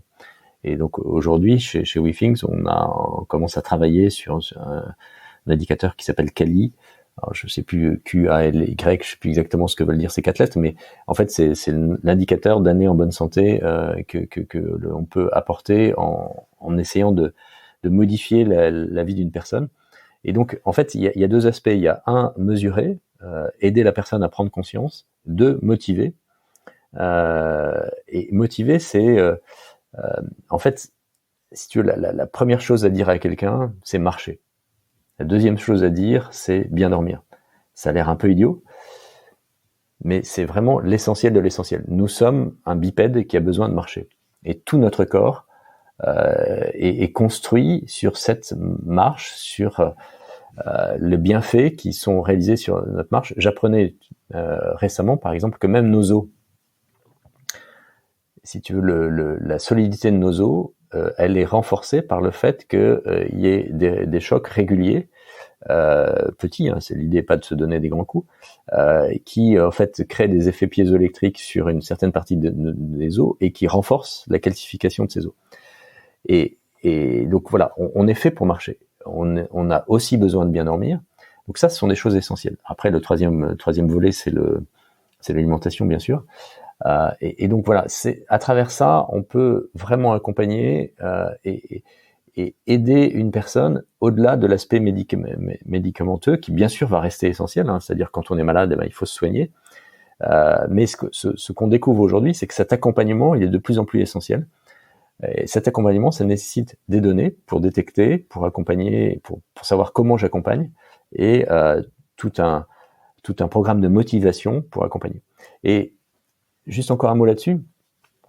Quand on a fait le premier produit, c'était d'épaisse personne, on s'est aperçu que lutter contre l'obésité, c'est un effort permanent. C'est-à-dire que si quelqu'un fait attention à son poids, même une fois qu'il a réduit son poids, en fait, son corps résiste encore et voilà, il doit continuer à faire des efforts. Donc c'est quelque chose qui demande des efforts continus, sauf si on atteint une certaine durée, c'est-à-dire plusieurs années, typiquement 3 ans, d'état stable, auquel cas le corps se remet dans un mode dans lequel il est bien avec ce nouvel état de poids.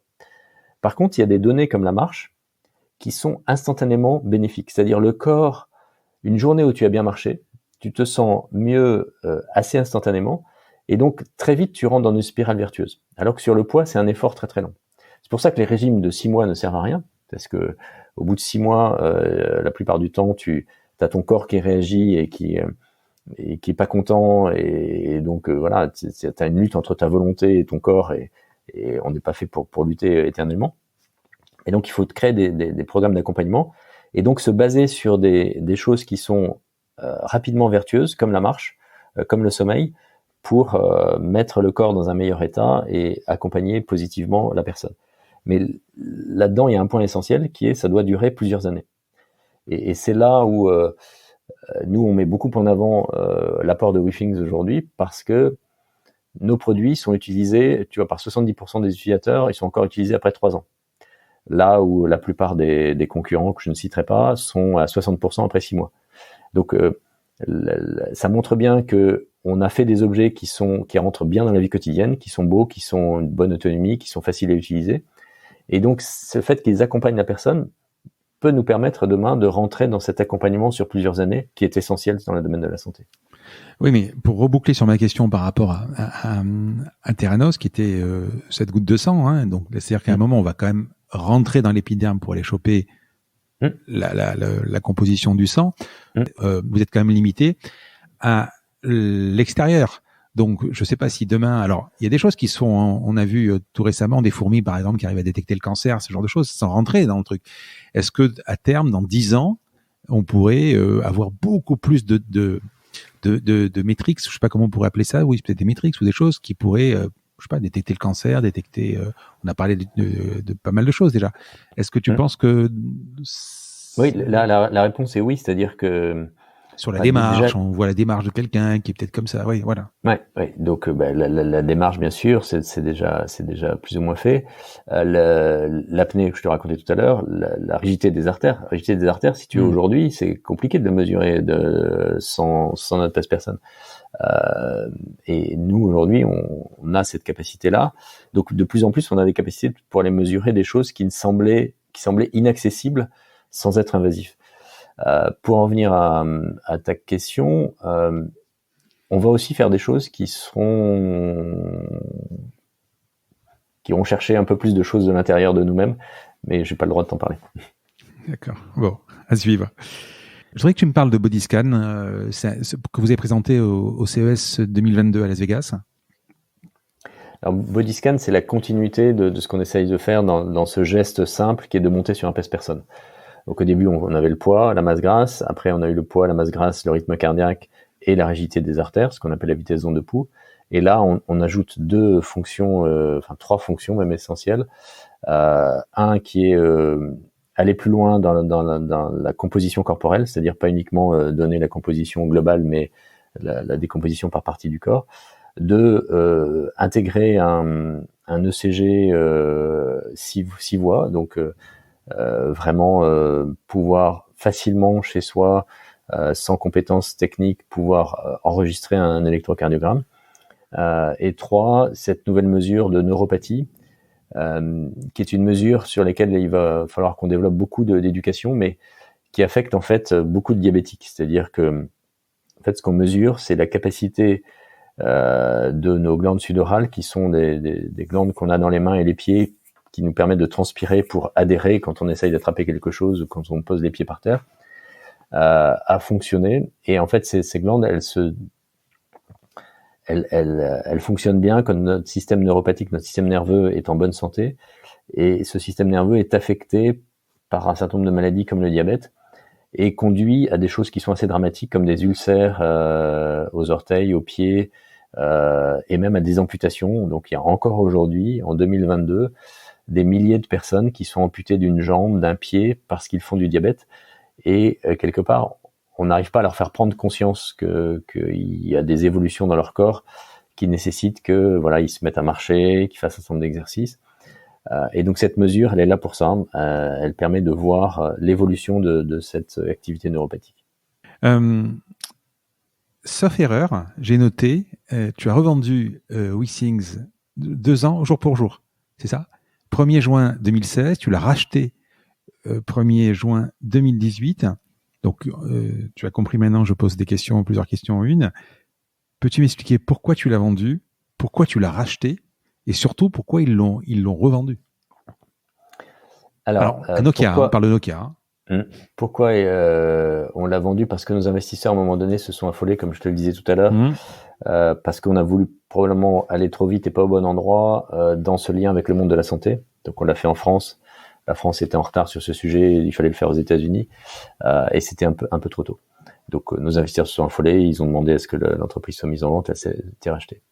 Alors pourquoi Nokia l'a racheté ? Parce que il y avait une personne chez Nokia qui croyait beaucoup à ça, et cette personne a quitté Nokia assez rapidement après le rachat, ce qui a compliqué un peu l'histoire. Et donc Nokia très vite s'est dit finalement c'est pas mon métier, je veux revendre cette entreprise, et j'ai fait partie de ces gens qu'ils ont appelés, et donc comme je connaissais un peu la société, j'ai pu prendre des décisions assez rapides, et donc c'est ça qui m'a permis de le racheter. Pourquoi tu l'as vendu ? Je te dis, je l'ai vendu parce que nos investisseurs nous ont un peu obligés. D'accord, mais à contre-cœur donc. Oui, mais monsieur, moi, j'ai du mal à me séparer des entreprises que j'ai créées. Je dis souvent que ces entreprises sont un peu comme des enfants, et dont je serai la mère, c'est-à-dire que j'ai un peu de mal à les voir partir. C'est probablement un manque de maturité, mais enfin c'est comme ça. Et à chaque fois que j'ai vendu une entreprise, ça a toujours été un moment un peu compliqué. Ouais. Sculteo, alors je trouve ça une super idée. Alors, Sculteo, donc alors Sculteo que tu as créé en 2009, que tu vas diriger 10 ans, que tu as revendu, c'est ça, à BASF. C'est de l'impression 3D pour offrir un service à ceux qui, voilà. Alors, tu parles d'un imprimeur en ligne, donc moi je trouve ça une super idée. D'ailleurs, j'avais contacté à l'époque Sculteo pour leur dire, voilà, ça serait peut-être bien que moi je distribue aussi de l'impression 3D, puisque je fais que de l'impression 2D, si je peux me permettre. Et je sais plus si on n'est pas allé très loin. Donc 2008, tu crées une super boîte qui va te demander une énergie folle. Et ce que j'ai du mal à comprendre, c'est que 2009, un an après, tu recrées quelque chose. Comment déjà, alors on va le voir après parce que tu vas avoir jusqu'à 4 boîtes en même temps. Hein. Comment tu te dis, hop, je recommence? En fait, si tu veux, dans le milieu de la vie d'un entrepreneur, c'est aussi des rencontres, des vies avec des collaborateurs.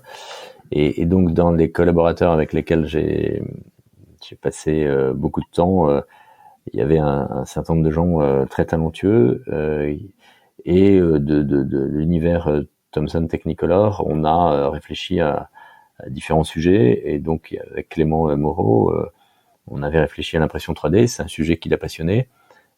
Qui le passionnait, et donc on a démarré ça un peu avec l'expérience qu'on avait à l'époque, c'est-à-dire qu'on utilisait nous l'impression 3D avec un peu de déception parce que voilà, c'était compliqué, il fallait discuter avec un commercial, etc. Et donc on s'est dit il n'y a pas de raison que ça n'utilise pas l'apport du numérique pour pouvoir coter directement une pièce en déposant sa forme sur Internet. Avoir un délai, que tout ça soit un peu plus automatisé. Et donc, on est un peu parti là-dessus. En fait, ça a été beaucoup plus compliqué que prévu parce que l'impression 3D est pas encore très mature, en fait. Et le fait qu'elle puisse rentrer dans beaucoup de produits en production et pas uniquement du prototype, c'est probablement quelque chose qui va arriver dans les 5 prochaines années. Donc, c'est une entreprise où, d'abord, c'était la première fois qu'on s'occupait d'une usine entre guillemets, puisque il fallait faire la production nous-mêmes et ne passait pas la production à des partenaires tiers. Et puis bon, encore une fois, le marché était pas très mature. Voilà, donc on a réussi à le développer. C'est surtout Clément qui s'en est occupé. Et pour répondre à tes questions, voilà, ça vient de collaborateurs avec lesquels on avait de très bonnes relations, on discutait, on était heureux de bosser ensemble et on se disait qu'est-ce qu'on peut faire d'autre ensemble. Et c'est ce qui m'a amené aussi après à faire Invoxia, Izu, etc. La 3D, c'était par rapport à aujourd'hui, enfin je parle évidemment de la vitesse, les possibilités, c'était quoi en 2009 la 3D? C'était des machines, si tu veux, qui étaient moins précises qu'aujourd'hui, plus lentes, des coûts de matière beaucoup plus élevés. Donc c'était encore un petit peu compliqué.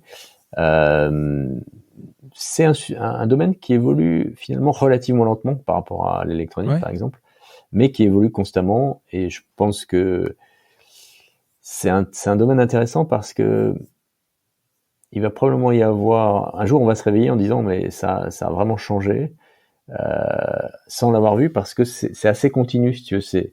C'est un domaine qui fait des progrès chaque année. Les poudres s'améliorent, les machines ça en fait s'améliorent. quand même parce que ça peut faire aujourd'hui ta rotule comme ça peut faire ta maison. Oui, alors après bien sûr on met sous le même terme un peu tout, alors qu'il y a effectivement des domaines très différents, un peu comme on parle d'une usine, alors qu'il y a des usines qui fabriquent du minerai et des usines qui font des produits électroniques. Oui, effectivement, il y a des sujets très divers.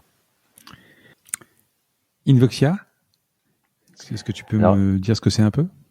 Invoxia, c'est une entreprise sur laquelle on s'est au départ complètement planté, c'est-à-dire que on a voulu transformer la téléphonie de bureau. Et en fait, c'est quand même une erreur un peu grave de notre part, mais on n'a pas compris suffisamment tôt que la téléphonie de bureau, finalement, elle allait se saborder toute seule, parce que c'est impossible de ramener une entreprise à l'expérience utilisateur dans le cas de la téléphonie de bureau. Si tu veux, la téléphonie de bureau, c'était décidé par le directeur IT de l'entreprise. Et le directeur IT de l'entreprise, aujourd'hui, ils ont perdu beaucoup de pouvoir, mais à l'époque, ils avaient énormément de pouvoir. Ils t'interdisaient de rentrer un ordinateur qui n'était pas celui proposé par la boîte, etc. Et notamment, ils choisissaient le système téléphonique dont la qualité audio était pourrie, l'expérience au niveau de l'agenda était pourrie, mais le principal intérêt pour le directeur IT, c'était que quand il y a un nouveau salarié, ça se passe facilement, quand il y en a un qui part, ça se passe facilement, quand qu'il soit pas dérangé parce que le système ne marche pas pendant le week-end. Et donc l'expérience utilisateur, finalement, tout le monde s'en foutait. La qualité audio, tout le monde s'en foutait. Et en fait, on a fait beaucoup d'appareils assez merveilleux. On a beaucoup travaillé sur l'annulation d'écho, etc., avec des personnes hyper compétentes. Et je pense qu'on était très en avance là-dessus. Mais la téléphonie de bureau a préféré se saborder. Et donc, on a mis quand même 4-5 ans à comprendre que c'était un marché qui allait disparaître parce que l'expérience utilisateur, tout le monde s'en foutait. Et donc, on a switché là depuis quelques années. Donc, on a une bonne équipe d'intelligence artificielle. Et donc, on fait ce qu'on appelle beaucoup de edge computing sur des objets légers. Donc, des trackers pour poursuivre des vélos, des motos, des voitures, etc. Et là, on a annoncé au CES cette année un collier pour chiens pour suivre l'activité et la santé des chiens. Donc il y a un domaine assez vierge aujourd'hui dans lequel finalement le monde vétérinaire, pareil, c'est comme le monde de la santé il y a 10 ans, n'a aucune donnée et donc finalement a peu de capacité de mesure. Et donc là, on espère apporter quelque chose à la santé des chiens, notamment en pouvant alors mesurer le rythme cardiaque, le rythme respiratoire de façon continue. Alors, si je reboucle ma question, jusqu'à récemment, avant ce collier, vous faisiez quand même des trackers. On fait encore des trackers. Et donc, justement, quand, encore une fois, si je reboucle sur la question, quand Apple sort son tag, c'est une réelle mauvaise nouvelle, quoi. Alors, je dois dire qu'on s'est clairement posé la question. En fait, ce dont on s'aperçoit aujourd'hui, c'est que ça ne cannibalise pas notre marché, parce que l'AirTag est fait pour retrouver un objet perdu, là où nos trackers sont aussi utilisés dans plein d'autres fonctions qui nécessitent en fait un suivi plus précis de l'objet, quoi. Et donc, on n'adresse pas exactement les mêmes cibles. Vous êtes en phase plutôt de taille? Alors, je pense que pour le coup, Tile et AirTag étaient plus proches. Ça, c'est intéressant d'ailleurs, l'histoire Tile, parce que c'est quelque chose qu'on a regardé longtemps. En fait, Tile et d'autres, il y avait un Français qui s'appelait, j'ai oublié son nom, qui espérait que le fait que beaucoup de téléphones portables soient équipés de l'application permettrait de localiser des objets perdus et de les retrouver, sans avoir accès aux fondamentaux de l'operating system pour être sûr que cette détection elle fonctionnait tout le temps. Et bien sûr, très vite ils se sont aperçus que ça fonctionnait pas. Et donc la promesse du Tile ou la promesse de cette boîte française qui s'appelait Wistiki, ça y est, j'ai retrouvé, ne pouvait pas fonctionner et donc créer de la déception. Ce qu'Apple a pu faire, et maintenant ce que les autres chez Android font aussi, c'est finalement d'avoir accès suffisamment profondément à l'operating system pour être sûr que je contrôle la capacité de façon confidentielle d'un iPhone à servir quelque part de borne de détection. Et donc finalement, ils ont créé un espèce de nouvel opérateur, un nouveau réseau où chacun de nos téléphones fait partie du système de détection. Et ça, en fait, il y avait qu'Apple qui pouvait le faire. Et donc là, nous, on est un peu dans un autre système puisque on est indépendant de ces systèmes. Et par un Sigfox, ce genre de choses? Par Sigfox, par LoRa.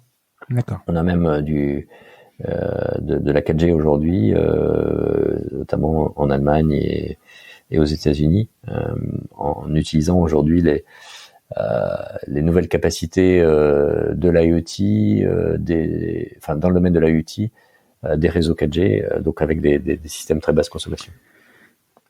Quatrième boîte, et dernière partie avant les questions perso, Zouv. Alors, je trouve ça passionnant. Est-ce que tu peux m'en dire plus? Alors, normalement, le free floating, ça a été longtemps la jungle. Je reviens des États-Unis où c'est quand même mieux rangé que chez nous, je trouve. Alors, peut-être à Paris, c'est mieux, mais à Marseille, en tout cas, il y en a partout, sur tous les trottoirs, etc. À Paris, la mairie a mis le haut là. Pourquoi vous êtes lancé sur ça et qu'est-ce que tu amènes de plus qu'un Vélib électrique ou d'autres boîtes ou Lime? Alors, si tu veux, quand on a créé Zouv, encore une fois, c'était une expérience aussi humaine avec Arnaud et Amira, avec qui j'avais déjà travaillé avant.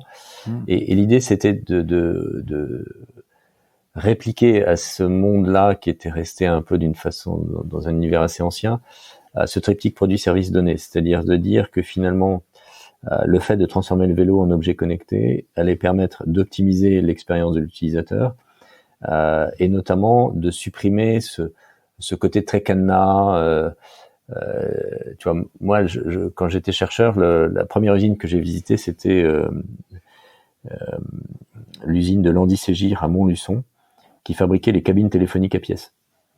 Et ça m'a marqué toute ma vie, ce truc, parce que en fait, chaque année, ils faisaient des cabines téléphoniques de plus en plus solides, parce que on était tous les adolescents de plus en plus malins pour essayer de maintenir la pièce avant qu'elle descende, etc., pour pas payer le téléphone. Je le faisais. Et le directeur de l'usine me disait, mais nous, en fait, maintenant, on est des fabricants de coffres-forts. Et en fait, on connaît la suite de l'histoire. Tout ça a disparu parce qu'à un moment donné, il y a une rupture technologique. Je pense que dans le domaine du vélo, c'est pareil. C'est-à-dire que moi, j'avais beaucoup discuté. Je travaillais dans une vie antérieure aussi avec Jean-Claude Decaux. Chaque année, Jean-Claude Decaux renforçait les vélos, renforçait les bornes d'accès au vélo. Et en fait, il y avait une espèce de guerre entre qui est le plus fort, le vélo ou la personne qui essaye de le démonter. Et là, moi, je pense qu'il y a une rupture technologique avec l'objet connecté qui fait qu'on peut dire, on n'a pas besoin de mettre un cadenas sur un vélo. Le vélo, on peut juste le rendre pas agréable à utiliser. Et donc, c'est ce qu'on fait aujourd'hui. Nous, on n'a pas mis de cadenas. On freine le moteur quand il n'est pas utilisé de façon réglementaire. Et ce qu'on voit, c'est que les gens qui ont envie de le prendre, ils le prennent. Et ils le laissent 50 mètres après parce que tu n'arrives pas à pédaler avec le vélo. Et donc voilà, c'était de dire, les données, l'intelligence artificielle vont nous permettre d'optimiser le service, de savoir ce qui se passe, de demain détecter des défauts sur le vélo avant que ça soit l'utilisateur qui soit obligé de le dire. Les freins sont usés, les pneus sont dégonflés, etc. Et voilà, c'était un peu cette idée d'apporter à cette mobilité nouvelle qui, moi, me semble essentielle demain pour nos villes. Hein. Le vélo électrique, c'est encore une fois, c'est le moyen le plus rapide de se déployer, de se déplacer dans Paris, avec les systèmes de feu, etc. Aujourd'hui, c'est plus rapide que tous les autres moyens. Donc voilà, ça doit se développer. Et là, récemment, donc comme tu le sais, on a fusionné avec Smooth, qui est le fournisseur des Vélib de Paris, pour créer ce qui s'appelle maintenant 15, qui a une ambition forte dans ce domaine. Voilà. Et donc, l'idée, c'est vraiment exactement comme dans le domaine de la santé ou ce qu'on fait dans le domaine chez Invoxia, c'est de profiter d'appareils bien conçus qui permettent de générer des données et qui permettent de donner de l'intelligence globale aux services qu'on essaye d'apporter, soit dans la santé, soit dans la mobilité, soit dans la surveillance. Mais quand Arnaud est venu te voir, qu'est-ce qu'il y avait de plus en fait? Il y avait le système de batterie, je crois. Tu peux pas avoir ta batterie ou Alors, ce qu'il y avait de plus, c'est que, si tu veux, on a été les premiers à mettre des vélos sans cadenas dans une ville, à Saclay et à Bordeaux. On a aussi travaillé ce système de stack qui permet de stocker un vélo tous les 25 cm. Parce que on a bien vu que une des difficultés, c'était qu'il y a des endroits où il faut qu'il y ait beaucoup de vélos à la sortie des gares et dans un certain nombre de places stratégiques. Et donc aujourd'hui, si on met un vélo tous les mètres avec des bornes qui sont très coûteuses, ça le fait pas, quoi. Et donc cette système de stack qui permet de mettre un peu les vélos les uns à côté des autres comme des caddies dans un supermarché était aussi un point essentiel de l'histoire. Et encore une fois, de mettre un vélo avec plein de capteurs qui remontent des données pour que l'on apprenne pour avoir une meilleure localisation, savoir à terme que le vélo est positionné à un endroit où il ne devrait pas être, sur les capteurs pour savoir quel est l'état du vélo de façon très précise, son utilisation. Par exemple, il y a beaucoup de vélos aujourd'hui qui sont abîmés parce qu'il y a 2 personnes qui montent sur le vélo. Comment on détecte qu'il y a 2 personnes qui sont montées sur le vélo pour essayer d'éviter ça et de faire finalement que la communauté ne profite pas d'un parc qui soit en bon état. Question perso ? Ok, on y va. Allez. Je te pose une question. Est-ce que tu es ingénieur, inventeur ou chef d'entreprise ? Finalement, quel est ton métier ? Je crois qu'aujourd'hui, je suis chef d'entreprise. je rêverais de passer plus de temps en tant qu'ingénieur encore. De temps en temps, je m'offre 1 heure de plaisir à discuter avec des chercheurs d'une entreprise ou l'autre. Mais je dois dire que je suis quand même essentiellement chef d'entreprise. Geek aussi, un peu? Oui. Ouais. Oui. Tu parles beaucoup d'Apple, hein, je trouve. Ça te passionne? C'est une boîte qui te passionne? Oui. L'expérience de Steve Jobs, ce qu'il a apporté et toutes les transformations qu'il a mises en place me passionne. Enfin, un exemple que je cite souvent, c'est l'arrivée de l'aluminium chez Apple. Je ne sais pas si tu as vu cette keynote où il fait passer les coques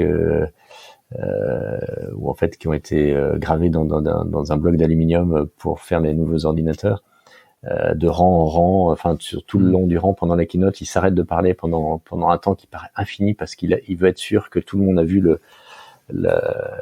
bloc d'aluminium travailler. Ça c'est pour moi quelque chose de très beau parce que cette capacité de travailler la matière, à la fois pour améliorer la façon dont on utilise nos ressources au niveau général, donc en termes de responsabilité sociale de l'entreprise, c'est très beau, et à la fois pour faire un produit finalement qui est un meilleur produit. Et ça, je trouve ça absolument extraordinaire, cette capacité qu'il avait. Tu vas toujours à pied à ton travail? Oui, alors je vais pas complètement à pied en ce moment, je prends un train pendant 5 minutes, mais oui, je fais 25 minutes de marche à pied. Et ça te vide la tête, ça te fait quoi? Pardon? Ça te vide la tête? Ou ça la remplit quand c'est le matin? Pour moi, la marche est essentielle, c'est-à-dire si je fais pas mes 70 000 pas dans la semaine, je sens que j'ai besoin de marcher. Alors ça fait quoi? En pratique, c'est à la fois ça me vide la tête et en même temps, ce sont les moments où je réfléchis le mieux. C'est-à-dire quand il n'y a pas un souci qui devient prédominant, le fait de pouvoir marcher, en fait, je trouve, ordonne les idées un peu naturellement. Et je pense que c'est essentiel sur mon rôle d'entrepreneur ou de chef d'entreprise. Tu as encore les mains dans le cambouis ou pas? Ou fini? Tu pourrais développer... Malheureusement, plus beaucoup. Tu t'as jamais codé, si? Si, j'ai codé il y a très longtemps. D'accord.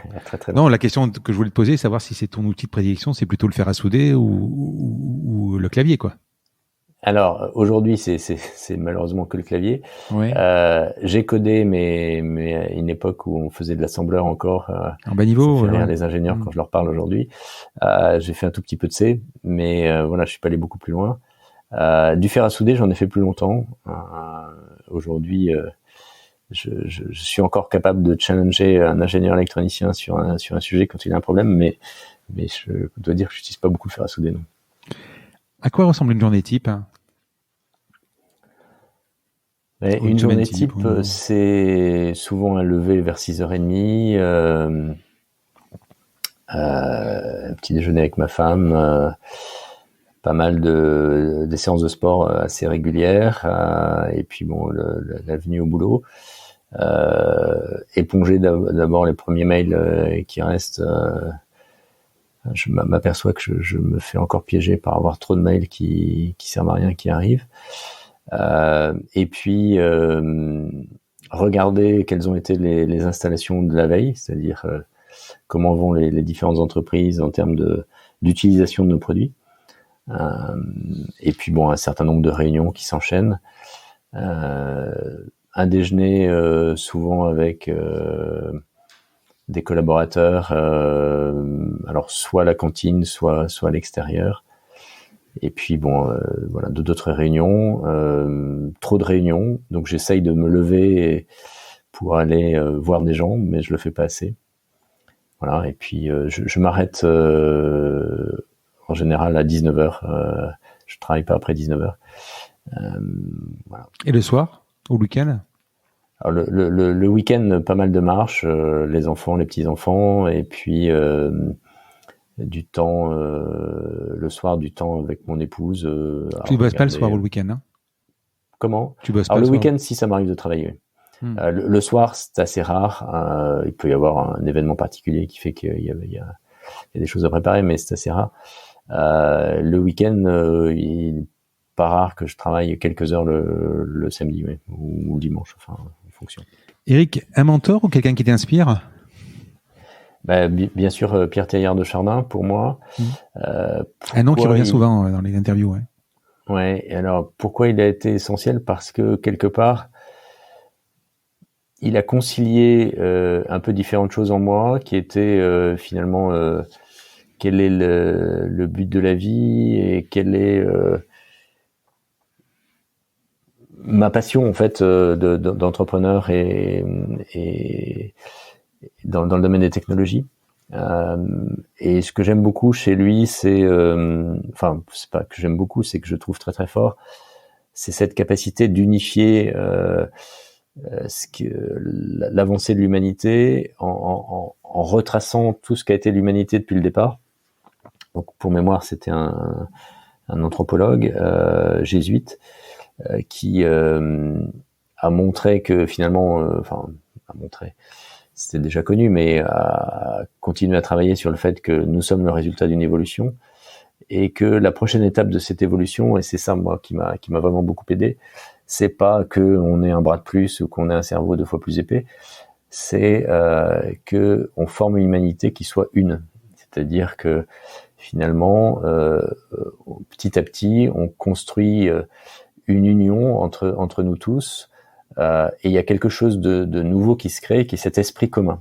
Et finalement Internet, si tu veux, lui il est mort dans les années 50, qu'est-ce qui pouvait le prédire que Internet allait arriver? Et pourtant il avait prévu qu'il y aurait quelque chose qui permettrait que l'information soit disponible à tous, à tout moment, et ça je trouve ça très fort.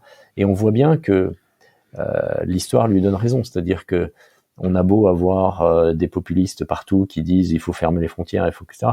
On voit bien que de plus en plus on est amené à être ensemble, on est dépendants les uns des autres, et ça rien ne l'enlèvera. C'est-à-dire que bien sûr on se plaint d'être dépendant du fait que s'il y a un truc en Chine qui est fermé, le monde s'arrête, mais en même temps c'est ça l'histoire de l'humanité. L'histoire de l'humanité, c'est que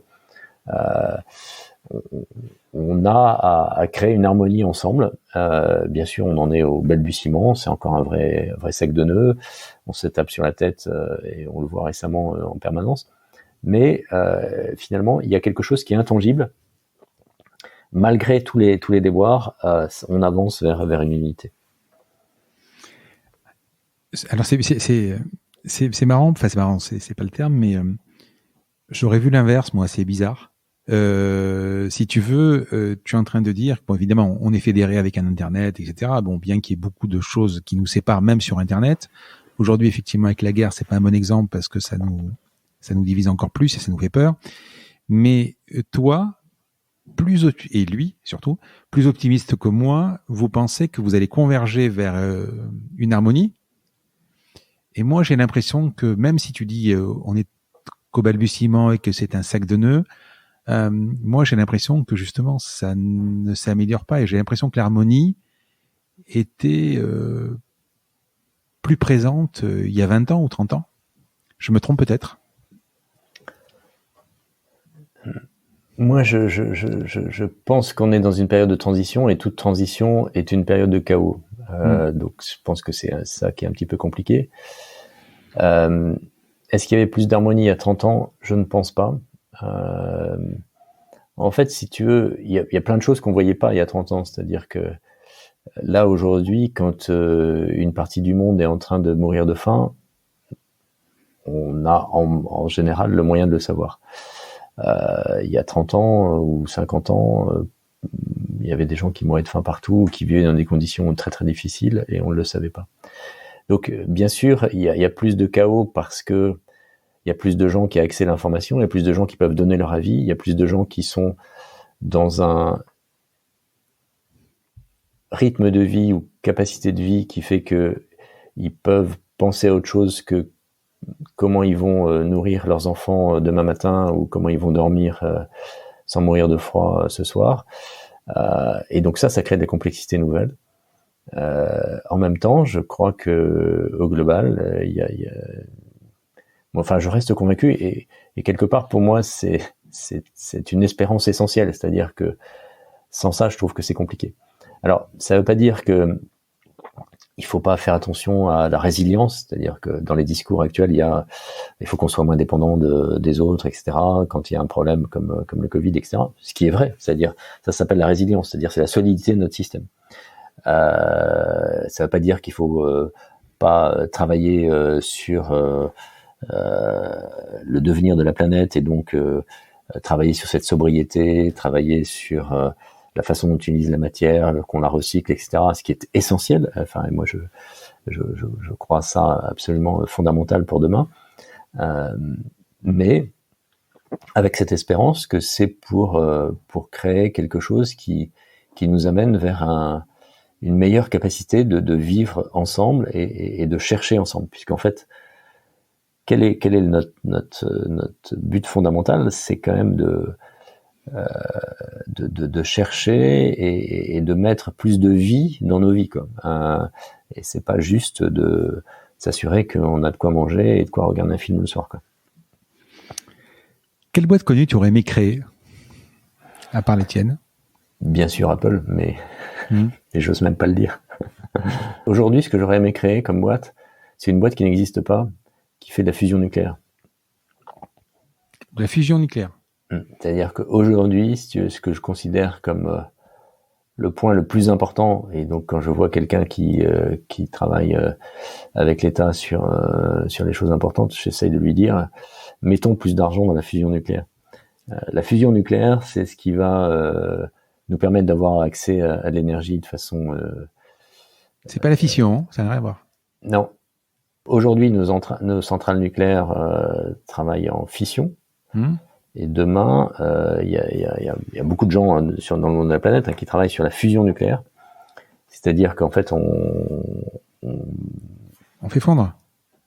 On fait pas fondre, mais on essaye de rassembler deux atomes pour en faire un de masse supérieure. Alors qu'aujourd'hui, en fait, on divise un atome en deux pour créer de l'énergie. Alors, la fusion nucléaire, ça existe déjà dans des bombes, mais aujourd'hui, on sait pas le gérer de façon maîtrisée. Et donc, il y a pas mal de boîtes dans le monde, y compris le projet ITER, qui est un projet européen, enfin même international, sur nos terres, qui travaille là-dessus. Qui consiste en fait à recréer ce qui se passe dans le fonctionnement du Soleil, quoi, quelque part. Alors pas forcément avec les mêmes atomes, etc. Et donc là, en fait, ça nous donnerait accès à une quantité d'énergie qui est à peu près infinie. Alors, on pense aujourd'hui qu'on va y arriver. Hein. Chaque semaine maintenant, il y a des articles avec des avancées. Les pessimistes disent qu'il faudra encore 50 ans. Les optimistes disent qu'il y aura peut-être des choses dans 10 ans.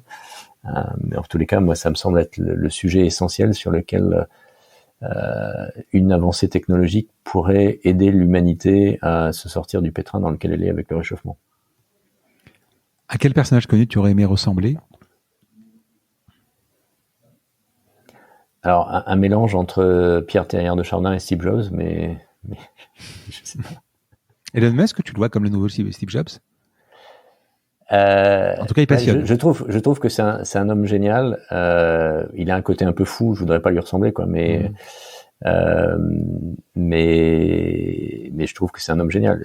C'est quelqu'un qui croit en ce qu'il fait, qui est déterminé. Et je trouve que il apporte beaucoup. Mais c'est pas quelqu'un à qui je voudrais ressembler. Non. Jobs, tu l'as croisé? Non, je l'ai pas croisé. Non, sinon j'aimerais bien être plus philosophe. Si je faisais des études aujourd'hui, j'essaierais de faire aussi des études de philosophie. Tu peux le faire en passion. De toute façon, tu dois le faire en lecture. Bien sûr, il faut juste avoir assez de courage. Qu'est-ce qui t'énerve? Est-ce que t'es cool comme gars? Je suis pas sûr, non. Qu'est-ce qui t'énerve? Ce qui m'énerve au boulot, c'est quand j'ai l'impression que les gens ont un comportement politique dans l'entreprise et qui sont pas juste focalisés sur l'intérêt commun de l'entreprise. Ça m'énerve beaucoup. Pareil d'ailleurs dans la société, dans le monde politique. Ce qui m'énerve aussi, c'est le populisme, c'est-à-dire cette capacité à se focaliser sur ce qui va pas, en pensant que hier était mieux qu'aujourd'hui, et du coup en créant une espèce de colère. Je trouve ça très malsain et très dangereux. Tu as dit une phrase que j'avais relevée dans une interview. Dans les forêts, quand on s'attache à sauver des vieux arbres, on empêche les jeunes de grandir et de s'épanouir. Oui. Oui, alors ça c'est une phrase que j'ai dite plusieurs fois pour imager l'espace économique français d'il y a 20 30 ans où en fait on s'occupait que des boîtes du CAC 40. Je crois que les 10 dernières années nous ont montré à quel point le tissu entrepreneurial est en train de renouveler le paysage en France, y compris sur l'emploi. Alors c'est très curieux, enfin je m'en réjouis, mais quand j'ai commencé à être entrepreneur, le sujet c'était l'emploi, puisqu'il y avait un taux de chômage qui était beaucoup plus élevé qu'aujourd'hui. Là aujourd'hui, la question ça devient plutôt l'inverse, comment on va trouver des gens pour avancer. Mais quand même, il faut s'en réjouir, et ça n'est pas venu par hasard, c'est-à-dire c'est venu par une transformation du système où on a accepté que le monde n'était pas figé et qu'il y avait de nouveaux acteurs qui devaient arriver. Est-ce que tu peux me donner 2-3 étapes de ta vie professionnelle d'entrepreneur qui t'ont marqué ? Alors, oui, il y en a une que je raconte souvent, qui est ce moment où j'ai rassemblé tous les salariés d'Inventel, où j'étais tellement triste de devoir vendre que je me suis dit je ne peux pas le faire sans être associé avec l'accord de tous les employés de cette entreprise. Et donc je leur ai demandé s'ils étaient d'accord pour qu'on se fasse racheter, parce que on avait tellement vécu une expérience d'équipe que j'avais la peur de les trahir en le faisant sans leur accord. Donc ça m'a marqué. Peut-être un autre point. Ils ont dit tous oui. Ouais, ça m'a étonné. Encore aujourd'hui, ça m'étonne et ça m'émeut. Une autre expérience qui m'a beaucoup marqué, c'est un moment où on était quasiment en faillite. Enfin, c'était chez Inventel. J'en pouvais plus. On était parti en vacances avec ma famille et on était dans les Pyrénées. Et au milieu du mois d'août, un moment un peu de silence dans une église où je prends conscience que en fait je mélange l'entreprise et moi, c'est-à-dire que je m'identifie trop à l'entreprise et donc je dois considérer comme l'entreprise comme extérieure à moi, pour ne pas me faire engloutir avec les difficultés de l'entreprise.